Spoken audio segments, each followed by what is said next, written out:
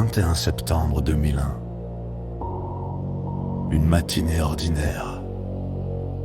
Des ouvriers, du bruit, des machines. Et en une seconde, la ville rose devient un champ de ruines. Voici AZF.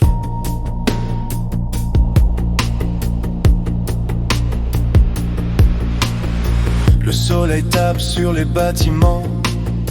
Les ateliers vibrent sous les moteurs. Des tonnes de produits chimiques dorment sans que personne ne craigne l'horreur. Dans le hangar numéro 9, un bruit sec traverse l'air.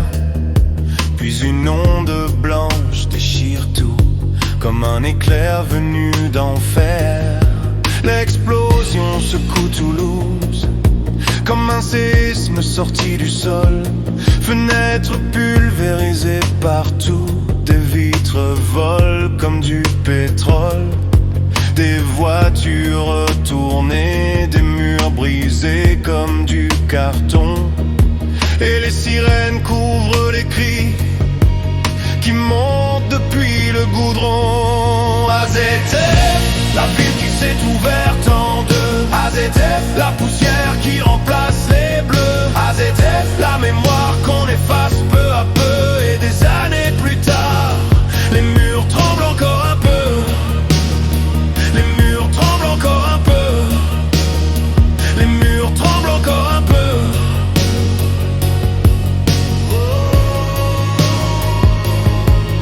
Les pompiers courent dans les flammes. Les ouvriers cherchent les leurs. La fumée pique, la terre brûle, le ciel devient une couleur. 31 vies perdues ce jour-là, des milliers blessés au milieu. Des familles qui cherchent des noms sur les radios et les aveux. Les écoles touchées par le souffle, les quartiers soufflés comme des feuilles.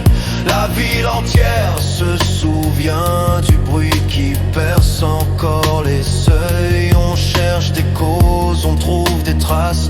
On parle d'erreurs, de destin fou.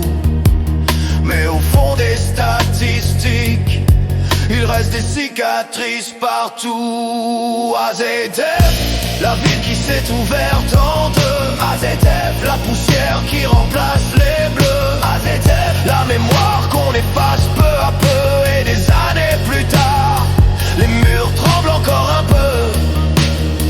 Les murs tremblent encore un peu. Les murs tremblent encore un peu.